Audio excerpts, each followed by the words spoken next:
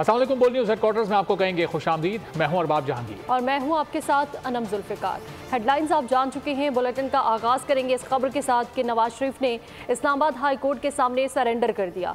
Islamabad high court ने नवाज शरीफ की हिफाजती ज़मानत में 26 अक्टूबर तक तोसी कर दी।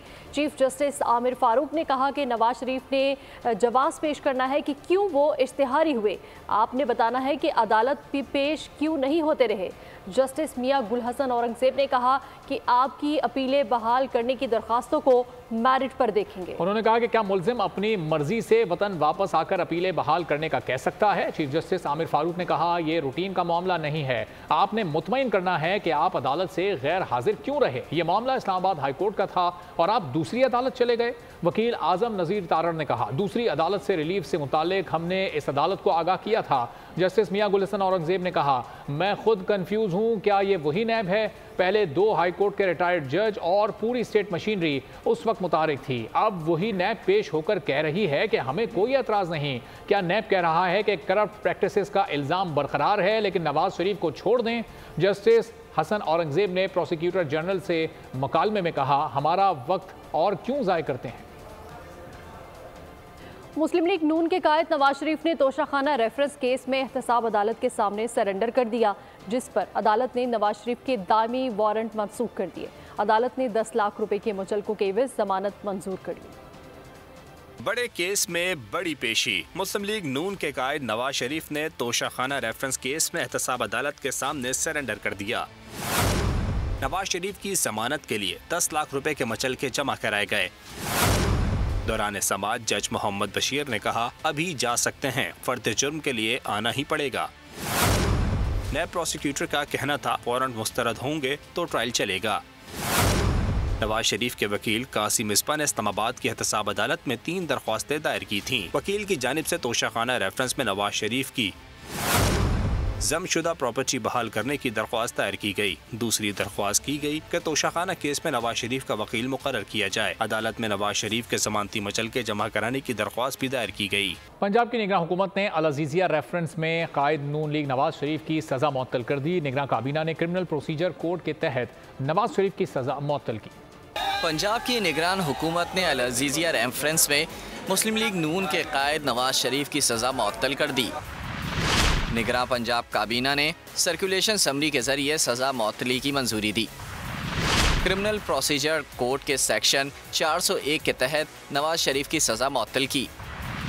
नवाज शरीफ की 2019 में लंदन रवानगी से कबल भी सेक्शन 401 के तहत सज़ा मुअत्तल की गई थी। 24 दिसंबर 2018 को इस्लामाबाद की एहतसाब अदालत ने साबिक वज़ीर आज़म नवाज शरीफ को अल अजीजिया स्टील मिल्स रेफरेंस में 7 साल कैद और जुर्माने की सजा सुनाई थी, जिसके बाद नैब ने साबिक वजीर आजम को गिरफ्तार करके अडियाला जेल मुंतकिल कर दिया था। तो रहनुमा नून लीग एहसन इकबाल ने कहा है कि नवाज शरीफ के दुश्मनों से भी उसके खिलाफ होने वाली साजिश की गवाही मिल चुकी। मीडिया से गुफ्तगू में उनका कहना था कि नवाज शरीफ की हुकूमत जाने से मुल्क को बड़ा नुकसान उठाना पड़ा।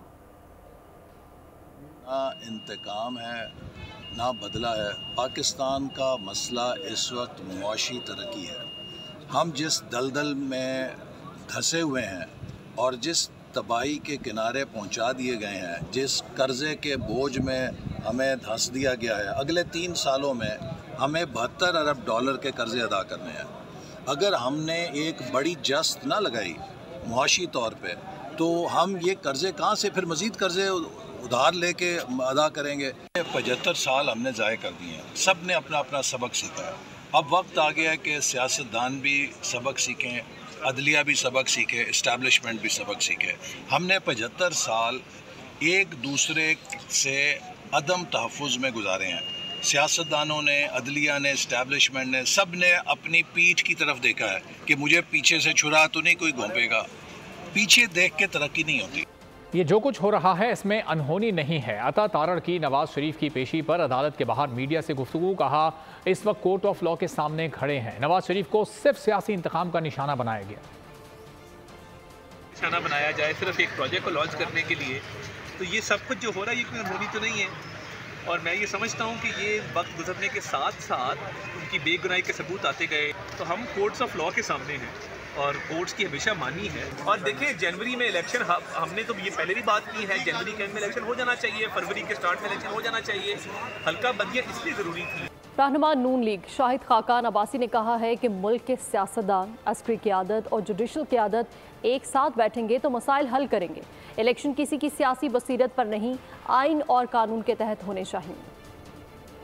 आप कैमरे लगाएं और लाइव बताएं लोगों के हो क्या रहा है, उनको बताएं कि हम हर दूसरे तीसरे हफ्ते पेश होते हैं और फिर तारीख मिल जाती है। हकीकत बताएं अवाम को। और जो नैब की बात है, मैं हमेशा कह चुका हूँ कि इसको कोई एक जमात एक शख्स रिपील नहीं कर सकता। ये कंसेंसस से होगी। 2013 से 18 तक जो बड़ा काम हुआ, लेकिन आखिरी वक्त पे उसमें जो सेनेट के अंदर बिल था तो वहाँ पे ना PTI ने सपोर्ट किया, हालांकि पहले वो सब ख्वाहिशमंद थे, ना पीपल्स पार्टी ने सपोर्ट किया। और ये बदनसीबी है कि आज नैब जैसा इदारा मुल्क के अंदर मौजूद है जिसका मकसद सिर्फ सियासत को तोड़ने और जोड़ने का काम है और कुछ नहीं है। जी इस्तकबाल के लिए बुलाया नहीं जाता, इस्तकबाल वो सियासी बात नहीं, मैं वहाँ नहीं। अपील करूंगा नवाज शरीफ मुल्क बचाओ किसी के हाथ में ना आओ। खुर्शीद शाह की सक्खर में मीडिया से गुफ्तगू, कहा हमारा वाज़े मौक़िफ़ था कि इलेक्शन नवाज शरीफ के लिए रोका है, उन्हें ऐलान करना चाहिए कि मैं आ गया हूँ, अब इलेक्शन होंगे। नवाज शरीफ गलत रास्ते से आए तो ये भी तारीख की एक मिसाल बन जाएंगे। साहब से अपील करूंगा खुदा के वास्ते, मियाँ मोहम्मद नवाज शरीफ सन्नाफ मोहम्मद शरीफ, मियाँ मोहम्मद शरीफ बन जाओ और उस मुल्क को, रियासत को बचाओ, किसी के हाथ में नहीं आओ। हमारी एक बहुत बड़ी वाज़े चीज़ थी कि हम कहते थे कि ये नवाज शरीफ के लिए रोका गया है डेट। तो अगर हम सही हैं तो नवाज शरीफ को ये ऐलान करना चाहिए कि मैं आ गया हूँ और आए। बैक डोर इस्तेमाल किया जो नज़र आ रहा है, नज़र भी आ रहा है, तो नवाज शरीफ तारीख का एक मिसाल बन जाएगा। तो रहनुमा नून लीग हनीफ अब्बासी ने कहा है कि इलेक्शन पर बात करना हर सियासी लीडर का हक है। बिलावल के लिए लेवल प्लेइंग फील्ड मौजूद है, इलेक्शन लड़ लें, जो जीते वो वज़ीर आज़म बन जाए। कोई तारीख कोई पता चले, कोई जनवरी में इंशाल्लाह तारीख इंशाल्लाह इलेक्शन कमीशन देगी और वज़ीर आज़म नवाज शरीफ साहब बनेंगे। अल्लाह ताला के फजल व करम से बनेंगे। है या नहीं है ये अल्लाह जानता है। मैं कहता हूँ 9 मई वाले जो लोग हैं उनमें से किसी को नहीं चुनना चाहिए, बेगुनाह को पकड़ना नहीं चाहिए। लेवल प्लेइंग, अगर आप दहशतगर्द लेवल प्लेइंग देना चाहते हैं तो लेवल प्लेइंग दें। जहाँ तक बिलावल साहब का मसला है उनके लिए लेवल प्लेइंग है, वो हमारे छोटे भाइयों की तरह इलेक्शन लड़ें, जो जीतेगा मुल्क का वजीर आजम बन जाएगा। बड़े मियां साहब के पास हमारी राय है वो मियाँ मोहम्मद नवाज शरीफ साहब चौथी मरतबा इस मुल्क के वजीर आजम बनने जा रहे हैं। PTI की 3 खवातीन रहनुमाओं ने इस्तेहकाम पाकिस्तान पार्टी में शमूलियत इख्तियार कर ली। अंदलीब अब्बास, सादिया सुहेल और सुमेरा अहमद ने जहांगीर तरीन से मुलाकात में उनकी क़यादत पर एतमाद का इजहार किया। पार्टी तर्जुमान फिरदौस आशिक आवान के हमरा प्रेस कॉन्फ्रेंस करते हुए खातून रहनुमाओं ने कहा, पार्टी और फर्द कौमी कौज से बड़े नहीं होते। देखना है कि जी कॉज क्या है। हम एक फर्द और एक पार्टी कॉज से बड़ी नहीं होती। कॉज जो है वो आगे होना चाहिए, और कॉज क्या है? वो है जो पाकिस्तान के इस वक्त हालात हैं, जिसमें जितनी इस वक्त कस्मा परसी है और जितनी बेबसी है आम आदमी के लिए, वो शायद कभी पहले ना हो। मकसद पहले भी पाकिस्तान की खिदमत और लोगों के लिए काम करना था, मकसद आज भी है। इस टाइम मुल्क जो है वो प्रायोरिटी है, इसलिए पार्टियों से बालातर हो के मुल्क के मफाद की खातिर आज हम यहाँ बैठे हैं कि मिल के अपने मुल्क के लिए, लोगों के लिए जो इंतहाई तकलीफ में है, उसमें अपने हिस्से का कोई काम कर सकें। हमारा मुल्क हमारी पहचान और हमारे लोग हमारे बाजू हैं। आज भी हमारा वही एजेंडा है, और यूनिटी जब आपस में होती है तो काम जो है वो बेहतर तरीके से सर अंजाम होते हैं। आई होप कि जो हमारा मेन मकसद है उसमें हम सुरखरू हो सके और मिलजुल के अपने मुल्क के लिए बेहतर काम कर सकें। इस्लामाबाद हाई कोर्ट में चेयरमैन PTI की जानिब से इंसदादी दहशतगर्दी अदालत के जज को ऑफिशियल सीक्रेट एक्ट अदालत का चार्ज देने को कलअदम करार देने की भी इस्तदा की गई। वकील चेयरमैन PTI सलमान अकरम राजा ने कहा कि वजारत कानून के 2 नोटिफिकेशंस चैलेंज किए हैं। जस्टिस हसन औरंगजेब के सवाल पर सलमान अकरम राजा ने बताया कि वजारत दाखिला की दरख्वास्त को अदालती रिकॉर्ड पर नहीं लाया गया। हुकूमत ने चेयरमैन PTI को इलेक्शन कमीशन में पेश करने से माजरत कर ली। तौहीन इलेक्शन कमीशन केस की समाअत में सेक्रेटरी इलेक्शन कमीशन ने कहा, वजारत दाखिला और पुलिस की तरफ से खत मौसूल हुआ। पुलिस और वजारत दाखिला की रिपोर्ट के मुताबिक थ्रेट अलर्ट हैं। अडियाला जेल के हवाले से भी थ्रेट अलर्ट हैं। सेक्रेटरी इलेक्शन कमीशन के मुताबिक इलेक्शन कमीशन को तो खुद सिक्योरिटी के खदशात हैं। केस की समाअत 13 नवंबर तक मुलतवी कर दी गई। सुप्रीम कोर्ट ने मुल्क में आम इंतखाबात एक ही रोज कराने की दरख्वास्त वापस लेने की बुनियाद पर खारिज कर दी। चीफ जस्टिस काजी फायजीसा ने रिमार्क्स में कहा कि लेवल प्लेइंग फील्ड सबको देना सियासी जमातों का काम है। सवाल किया कि ये बताएं कि केयर टेकर गवर्नमेंट किसकी इजाद है। कराने का मामला। सुप्रीम कोर्ट ने मुल्क में आम इंतखाबात एक ही रोज कराने की दरख्वास्त वापस लेने की बुनियाद पर खारिज कर दी। निगरान हुकूमत की आईनी हैसियत से मुताल्लिक सवाल भी उठा दिया। अदालत उज़्मा में समाअत के दौरान दरख्वास्त गुजार के वकील ने दरख्वास्त वापस लेने की इस्तदा की। कहा कल अदालत पहले ही ये मामला उठा चुकी है। चीफ जस्टिस काजी फायज ईसा ने रिमार्क्स में कहा लेवल प्लेइंग फील्ड सबको देना सियासी जमातों का काम है। चीफ जस्टिस काजी फायज ईसा ने फारूक एच नाइक से सवाल किया कि ये बताएं कि केयर टेकर गवर्नमेंट किसकी इजाद थी। फारूक नाइक ने कहा ज़िया-उल-हक आईनी तजदीद के ऑर्डर के जरिए निगरान हुकूमत का तस्वुर लाए। चीफ जस्टिस ऑफ पाकिस्तान ने सवाल किया कि साफ, शफाफ और धांधली से पाक इंतखाबात जब इलेक्शन कमीशन ने कराना है तो निगरान हुकूमत क्यों बनाई जाती है। साबिक वज़ीर आला पंजाब परवेज़ इलाही के खिलाफ थाना CTD में दर्ज मुकदमे की समाअत हुई। अदालत ने परवेज़ इलाही के जुडिशल रिमांड में 21 नवंबर तक तौसीह कर दी। 21 नवंबर को फर्द जुर्म आयद करने की कार्रवाई का आगाज़ होगा। परवेज़ इलाही को चालान की नक़ल फराहम की जाएंगी, जिसके बाद फर्द जुर्म आयद करने के लिए तारीख मुकर्रर होगी। और आपको बताएं कि कराची के फार्म हाउसेस में लड़कियों की हलाकत की खबर पर पुलिस हरकत में आ गई। मुख्तलिफ गेस्ट हाउसेस पर छापे मारे गए। 6 खवातीन और 15 मर्दों को गिरफ्तार कर लिया गया है। आपको बता रहे हैं कि बोल पर कराची के फार्म हाउसेस में लड़कियों की हलाकत की खबर पर पुलिस हरकत में आ गई है और मुख्तलिफ गेस्ट हाउसेस पर इस हवाले से छापे मारे गए हैं, जबकि 6 खवातीन और 15 मर्दों को भी गिरफ्तार कर लिया गया है। बोल पर कराची के फार्म हाउसेस में लड़कियों की हलाकत की खबर नशर की गई, जिस पर पुलिस हरकत में आई और मुख्तलिफ गेस्ट हाउसेस पर छापे मारे गए। इसी हवाले से मजीद बात करेंगे। खुरम गुलजार हमारे साथ मौजूद है। खुरम गुलजार, इस वाक़े के हवाले से गिरफ्तारियां भी की गई हैं, मजीद क्या अपडेट्स हैं? जी बिल्कुल, दरख्शां और बोर्ड बेसन पुलिस ने डिफेंस के जो मुख्तलिफ इलाके हैं जिसमें गेस्ट हाउसेज हैं, जिस बदर कमर्शियल और बात आइलैंड में बंगलों में बनाए गए थे, यहाँ छापामार कार्रवाइयाँ की गई हैं, जिसमें 6 खवातीन और 15 मर्द हैं, उन्हें गिरफ्तार किया गया है। गिरफ्तार होने वाले अफराद जो है वो शहर के मुख्तलिफ इलाकों के रिहाइश पजीर हैं, जो कि यहाँ पे बंगलों में काम भी करते थे और इस पार्टी के अंदर गेस्ट हाउसेज में आए हुए थे कि इस दौरान पुलिस ने कार्रवाई की और इनको गिरफ्तार किया है। दरख्शा पुलिस ने 12 मर्द और खवातीन के खिलाफ मुकदमा दर्ज किया। इसी तरह बोर्ड बेसन पुलिस ने 2 खवातीन और 7 मर्दों के खिलाफ मुकदमा दर्ज करके इन्हें बाकायदा तौर पर गिरफ्तार कर दिया है। जी बिल्कुल, बाकायदा तौर पर गिरफ्तारियां अमल में लाई गई हैं। खुरम गुलजार हमें आगाह कर रहे थे, बहुत शुक्रिया।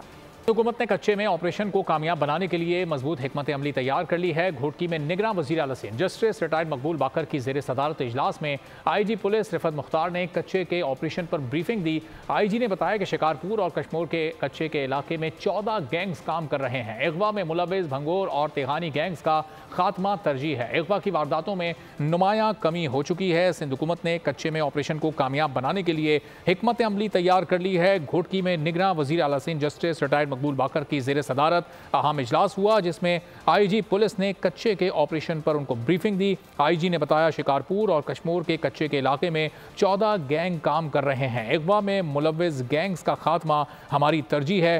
अगवा की वारदातों में नुमायां कमी आ चुकी है। मौसर कार्रवाइयाँ की जा रही हैं और ऑपरेशन को मज़ीद कामयाब बनाने के लिए हिकमत अमली तैयार कर ली गई है। घोटकी में निगरान वज़ीर आला की ज़ेर सदारत अहम इजलास हुआ। इजलास की मज़ीद तफसील जानेंगे बोल न्यूज़ के नुमाइंदे बरकत अली से। बरकत, बताइएगा क्या मामला ज़ेर बहस है इजलास में?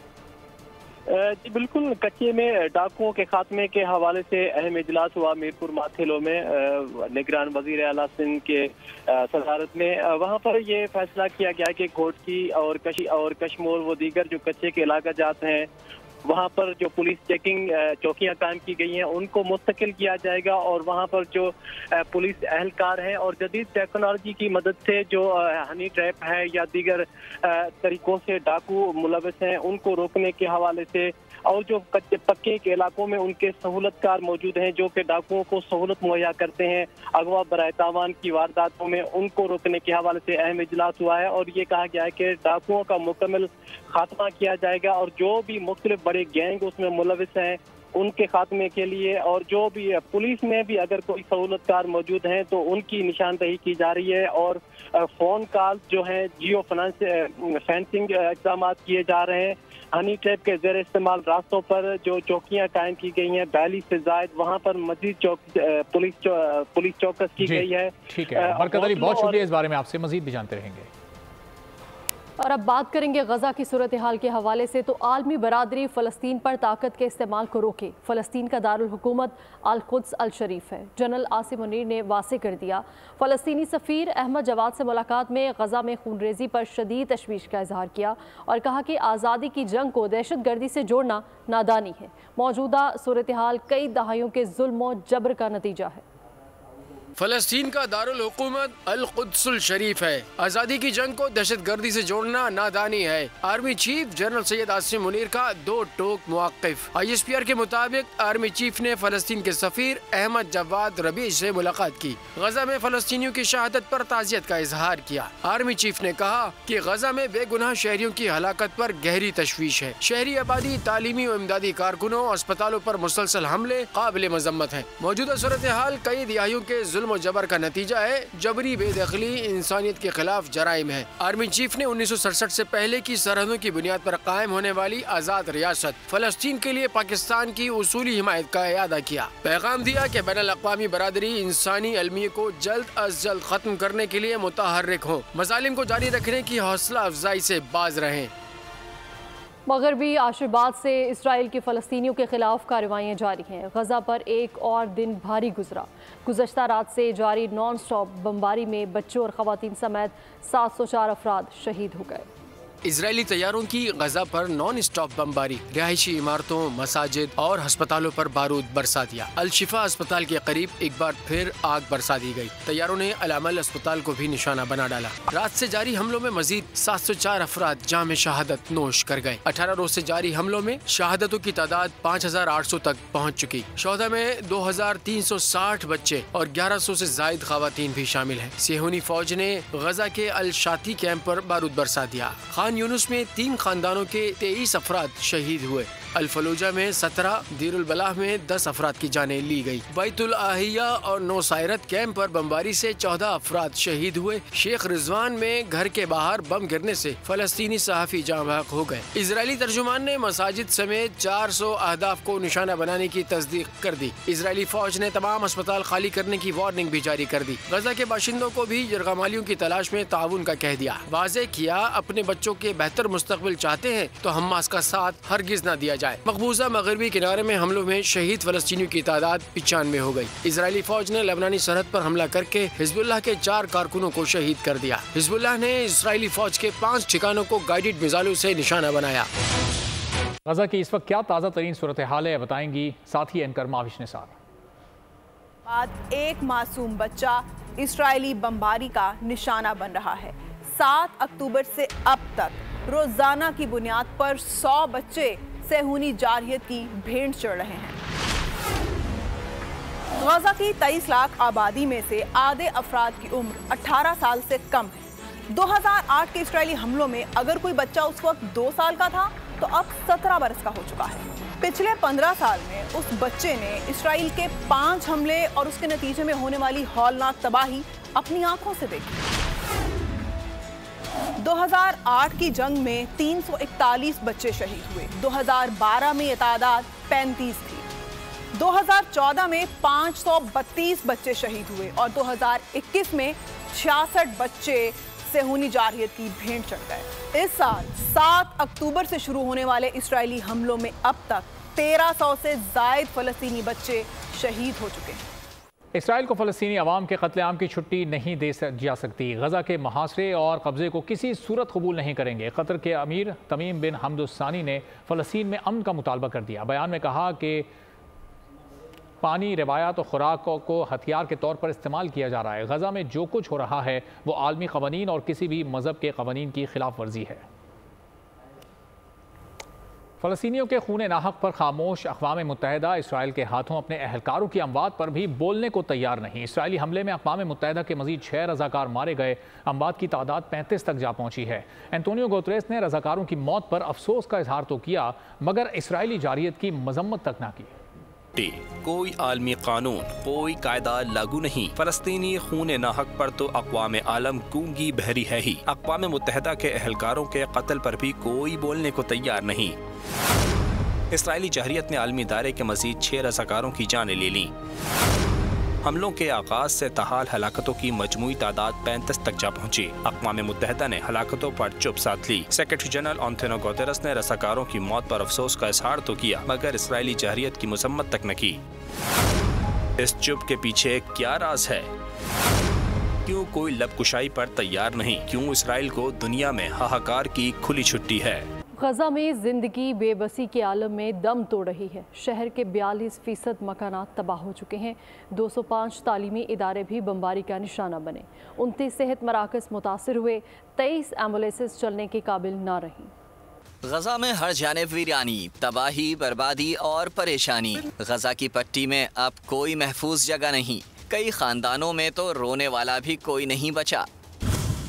इसराइली बमबारी से 42% मकानात तबाह हो गए। मजमूई तौर पर 1,64,756 रिहाइश यूनिट्स मुतासिर हुए। 15,100 मकानात मुकम्मल मलबे का ढेर बन गए। 205 तालीमी इदारे भी बमबारी का निशाना बने। 29 सेहत मराकज़, 23 एम्बुलेंसेस चलने के काबिल ना रहीं। 11 water sanitation plants, 65 sewerage pumping stations ने काम छोड़ दिया। मुकामी सहाफ़ी कहते हैं गजा के हालात नाकाबिले बयान हैं। सहाफ़ी के फुक़दान से पहले वबाई अमराज दोहरी परेशानी से दो चार कर रहे हैं। अस्पतालों में अद्वियात नापैद, कई ऑपरेशंस भी बेहोश किए बगैर करना पड़े। 50,000 से ज़ायद हामला ख़वातीन की देखभाल अलग मसला बनी हुई है। डॉक्टर्स का कहना है उनके पास ज़ख्मियों के लिए कुछ नहीं। बिजली के बगैर अस्पताल इज्तिमाई कब्र बनकर रह जाएंगे। मशरिक़ वस्ता के मामले पर मगरबी ताकतों का दोहरा मयार खुलकर सामने आ गया। मजलूम फ़लस्तीनियों की दादरसी करने वाला कोई नहीं, लेकिन इसराइल के दीवाना वार दौरे जारी हैं।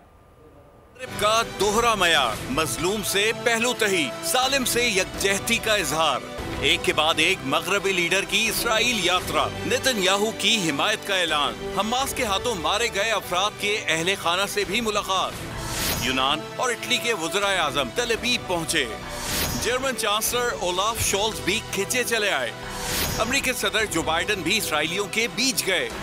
बरतानवी वजीर आज़म ऋषि सुनाक ने भी इलाके का दौरा किया। अब फ्रांसीसी सदर मैक्रोन भी इसराइल से यकजहती के लिए आ गए।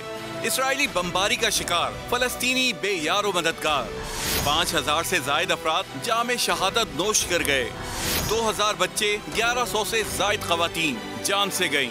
ये भी तो इंसान हैं, बेयारो मददगार हैं। खाने को निवाला नहीं, पीने को पानी नहीं, कौन इनके आंसू पोंछेगा? इंसानी हुकूक का दर्ज देते हो तो फिर ये दोहरा मयार क्यों है? फ़लस्तीन में बदतरीन खून रेसी। बाइडन इंतजामिया ने मशरिक़ वस्ता से लाखों अमरीकियों के इनखला का मंसूबा बना लिया। चीन ने भी जंग खित्ते में फैलने का अंदेशा जाहिर किया है। फलस्तीन में इसराइल की दरिंदगी, जंग के शोले दूर दूर तक फैलने का खतरा मंडलाने लगा। बाइडन इंतजामिया ने मशरिक़ वस्ता से लाखों अमरीकियों के इनखला का मंसूबा बना लिया। हुकाम का कहना है खून खराबा बढ़ा तो प्लान पर अमल किया जाएगा। चीन भी जंग फैलने पर सख्त परेशान। वज़ीर ख़ारजा ने इसराइली और फलस्तीनी हम मनसब से राब्ता किया। फलस्तीन के वज़ीर ख़ारजा रियाज़ुल मालिकी से हमलों की मज़म्मत करते हुए कहा कि चीन फलस्तीनी अवाम को इंसानी इमदाद की फरहमी जारी रखेगा। चीनी वज़ीर ख़ारजा ने इसराइली हम मनसब पर जोर दिया कि सूरत हाल को मज़ीद तबाही की तरफ बढ़ने से रोकने के लिए हर मुमकिन कोशिश करे।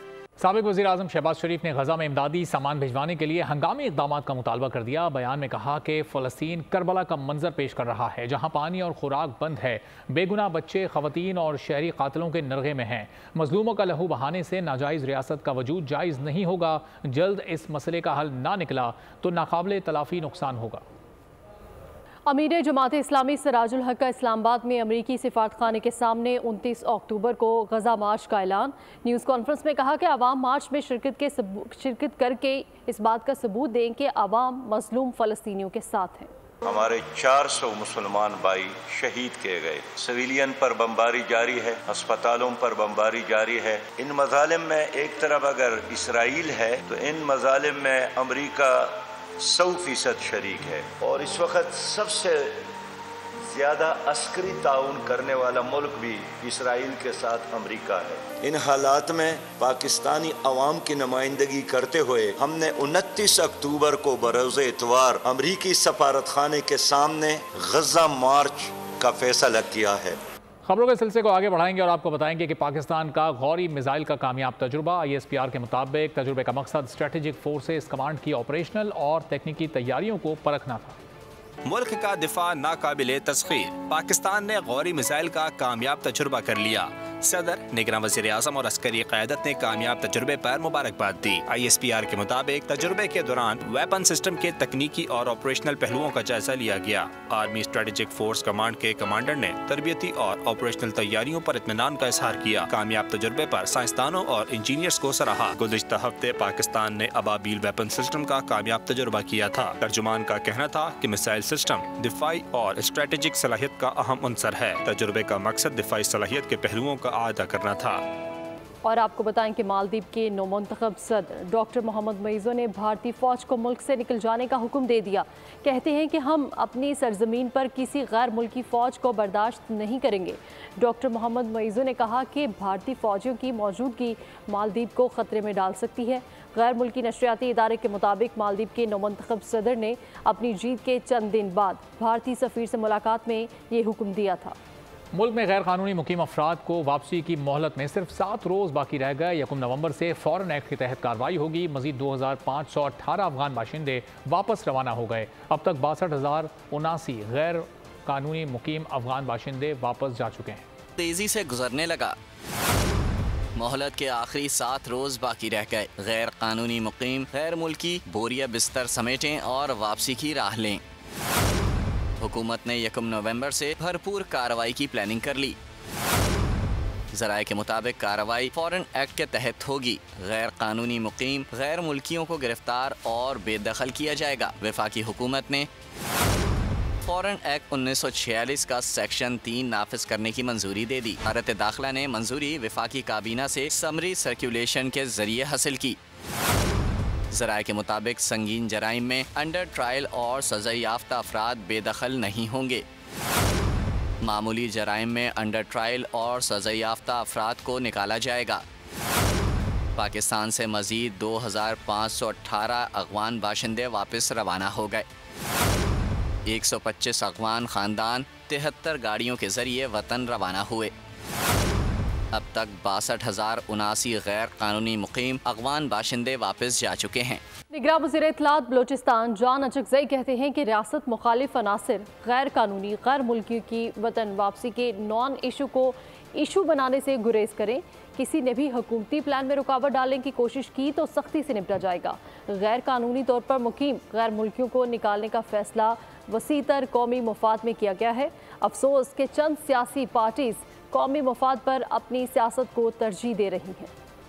कौमी एयरलाइन के माली बहरान से जुड़ा ईंधन का मसला हल नहीं हो सका। आज मजीद 51 परवाजें उड़ान ना भर सकीं। 2 हफ्तों में 300 से ज़ायद परवाजें मनसूख हो चुकी। PIA को अरबों रुपए के नुकसान का सामना है। ईंधन की अदम दस्तयाबी, PIA का 50% फ्लाइट ऑपरेशन बंद। आज मजीद 51 मुल्की और गैर मुल्की परवाजें उड़ान न भर सकीं। परवाज़ों की मनसूखी से रोज़ाना तकरीबन 40 करोड़ का नुकसान हो रहा है, जबकि फ़्लाइट ऑपरेशन मुकम्मल बहाल होने के लिए यौमिया 20 करोड़ का फ्यूल दरकार है। एयरलाइन को 2 हफ्तों में 300 से ज़ायद परवाज़ें मनसूख होने से अरबों रुपए का नुकसान हो चुका। पोलियो के चैलेंज से निपटने के लिए मुआशरे के हर तबके को अपना मौसर किरदार अदा करना है। पोलियो के आलमी दिन पर निगरान वज़ीर आला पंजाब मोहसिन नकवी का पैगाम। कहा, दुनिया ने पोलियो के मर्ज को मात दे दी है, लेकिन पाकिस्तान और अफगानिस्तान में अभी तक पोलियो मौजूद है। वालिदैन से अपील है कि बच्चों को इंसदादे पोलियो के कतरे पिलाएं और मूजी मर्ज से बचाएं। मुश्तरका कोशिशों से आने वाली नस्लों को मूजी मर्ज से महफूज बनाया जा सकता है। पीपल्स पार्टी बिला तफरीक खिदमत पर यकीन रखती है। हम तनकीद की सियासत से गुरेज करेंगे। मेयर कराची मुर्तज़ा वहाब की मुबारक विलेज में मीडिया से गुफ्तगू। कहा, मुबारक विलेज में 5 किलोमीटर सड़क बना रहे हैं। मछली चौक के अतराफ खस्ता हाल सड़क को भी हम तामीर करेंगे। कोई शख्स आपको ये नहीं कह रहा कि मेरे पास इख्तियारात नहीं है, मेरे पास वसाइल नहीं है। जो शख्स भी है वो कोशिश कर रहा है कि जो वसाइल हैं उसको बरूए कार लाया जाए, ताकि जिन लोगों से वोट लिया है, जिन लोगों से सियासी राब्ते हैं, उनके मसाइल हल किए जाएं। पाकिस्तान पीपल्स पार्टी ने मनोड़ा की आवाम के लिए ताकि उन लोगों को मुआश मिल सके, उनका रोज़गार चल सके। वहाँ एक बेहतरीन बीच फ्रंट डेवलप किया ताकि लोग वहाँ पर आ सकें, ख़रीदो फरोख्त करें, लोगों का रोज़गार मिले। आज वो सैंडस्पिट रोड बनने के बाद, वो नया प्रोमेनाड बनने के बाद मनोड़ा की आवाम के मुख्तलिफ हालात हैं, बेहतर हालात हो चुके हैं। और कराची में CTD की जानिब से बड़ी कार्रवाई की गई है। अमजद साबरी के कत्ल का मास्टरमाइंड और कलअदम लश्करे जंगवी के खतरनाक दहशतगर्द कासिम रशीद को गिरफ्तार कर लिया गया। मुलजिम रेंजर्स के 4 जवानों के कत्ल में भी मुलव्विस हैं। कराची में CTD का एक्शन, अमजद साबरी का कातिल पकड़ा गया। एहलकारों ने पटेल पाड़ा के इलाके को घेरा, कलअदम लश्कर जंगवी के खतरनाक दहशतगर्द कासिम रशीद को धर लिया। कब्जे से हैंड ग्रेनेड, पिस्तौल और बारूदी मवाद बरामद कर लिया। मुलजिम ने आसिम कैप्री और इसहाक बोबी के जरिए अमजद साबरी समेत रेंजर्स के 4 जवानों को कत्ल कराया। कासिम रशीद ने असिस्टेंट सुपरिटेंडेंट जेल पीर मसूद अहमद और दीगर के कत्ल का भी एतराफ़ कर लिया। दहशतगर्द संगीन नौइयत के मुकदमात में जेल में कैद था। हाल ही में रिहा होकर दोबारा दहशतगर्दी का नेटवर्क फाल कर रहा था। तर्जुमान के मुताबिक मुलजिम के खिलाफ मुकदमात दर्ज करके तफ्तीश शुरू कर दी गई है। पाकिस्तान और मलेशिया की 2 तरफा फौजी मशक़ें मुकम्मल। ISPR के मुताबिक मशक़ें क्रॉस ट्रेनिंग और फील्ड ट्रेनिंग के 2 मराहिल पर मुश्तमिल थीं। क्रॉस ट्रेनिंग और फील्ड ट्रेनिंग के 2 मराहिल पर ये मशक़ें मुश्तमिल थीं। दोनों अफवाज ने एक दूसरे के तजुर्बात से इस्तिफ़ादा किया। भारी जुर्माने होंगे। ट्रैफिक चालान की रकम में इजाफे की मंजूरी दे दी गई है और DIG ट्रैफिक के मुताबिक 1 वे की खिलाफ वर्जी पर मोटरसाइकिल सवार को 2000 जबकि गाड़ी को 3000 रुपये जुर्माना होगा। होशियार खबरदार, ट्रैफिक कवानीन की खिलाफ वर्जी पर अब 1 नवंबर से भारी जुर्माने होंगे। ट्रैफिक चालान की रकम में इजाफे की मंजूरी दे दी। DIG ट्रैफिक के मुताबिक 1 वे की खिलाफ वर्जी पर मोटरसाइकिल सवार को 2000, गाड़ी को 3000 रुपए जुर्माना होगा। हेलमेट इस्तेमाल न करने पर मोटरसाइकिल सवार को 500 रुपए का जुर्माना होगा। हेडलाइट रोशन न होने पर मोटरसाइकिल सवार को 600 रुपए, गाड़ी को 800 रुपए जुर्माना अदा करना होगा। सिग्नल तोड़ने वाले मोटरसाइकिल और कार सवार को 500 रुपए जुर्माने की मंजूरी दे दी गई। ट्रैफिक एहलकार के इशारे पर ना रुकने वाला मोटरसाइकिल सवार 400, गाड़ी वाला 800 रुपए जुर्माना भरेगा। जबकि स्कूल वैन में सेफ्टी रूल की खिलाफ वर्जी पर 2000 रुपए जुर्माना होगा। और में जुर्म सर चढ़कर बोलने लगा। गुज़िश्ता 48 घंटों के दौरान बच्चों और खवातीन समेत 9 अफराद अगवा कर लिए गए। शेराकोट में 3 बहन भाइयों को अगवा कर लिया गया। चोहंग में खातून 2 बच्चों समेत अगवा कर ली गई। फैसल टाउन, हजरवाल और कोट लखपत से भी बच्चे और बच्चियां अगवा कर लिए गए। लाहौर में खवातीन और बच्चों के अगवा की वारदातों में इजाफा। शेराकोट में नौरीन बीबी के 3 बच्चों को अगवा कर लिया गया। 11 साला अमरीन, 8 साला इमदाद अली और 5 साला हैदर को मुल्जिमान घर के बाहर से अगवा करके ले गए। चौहंग के इलाके से खातून एमन बीबी और उनके 2 बच्चों 5 साला मुजम्मिल और 2 साला महजबीन को अगवा कर लिया गया। तीनों चीचावतनी से वापसी पर ठोकर नियाज बेग अड्डे से लापता हुए। लाहौर के इलाके फैसल टाउन से 13 साला लड़की को अगवा कर लिया गया। हुमैरा घर का सौदा लेने बाहर निकली थी। हिजरवाल के इलाके में 12 साला अकबर अली को स्कूल से वापसी पर अगवा कर लिया गया। कोट लखपत के इलाके से 7 साला सफ़िया अगवा हुई। बच्ची घर के बाहर खेल रही थी। पुलिस ने तमाम केसेस की रिपोर्ट दर्ज कर ली है, ताहम कोई मुग़वी बाजियाब ना हो सका। और कुछ बात करेंगे क्रिकेट वर्ल्ड कप की। बांग्लादेश की टीम जनूबी अफ्रीका के दिए गए 383 रन के हदफ का ताकुब कर रही है। मुंबई में खेले जाने वाले मैच में प्रोटीज ने पहले बैटिंग करते हुए बंगाल टाइगर्स का भुरकस निकाल दिया। हरीफ बॉलर्स की जमकर धुलाई करते हुए 382 रन का पहाड़ खड़ा कर दिया। डिकॉक ने शानदार 174 रन की इनिंग खेली, जबकि हेनरिक क्लासन ने 49 गेंदों पर 90 रन बनाए। क्वांटन डिकॉक की रमा वर्ल्ड कप में ये तीसरी सेंचुरी है। इसके अलावा ईडन मार्करम ने 60 और डेविड मिलर ने 34 रन बनाए। बांग्लादेश की जानिब से हसन महमूद ने 2, मेहदी हसन मिराज, शरीफुल इस्लाम और शकीब अल हसन ने 1-1 विकेट हासिल की। बिलावल भुट्टो से साबिक वज़ीर आला पंजाब मंजूर भुट्टो की साहबजादी की मुलाकात। मियां मंजूर भुट्टो की साहबजादी रुबीना शाहीन और का पीपल्स पार्टी में शमूलियत का ऐलान, जबकि उनको पार्टी में शमूलियत पर खुशामदीद कहता हूँ उनकी जानिब से कहा गया। और मज़ीद जानेंगे अपने नुमाइंदे मलिक सईद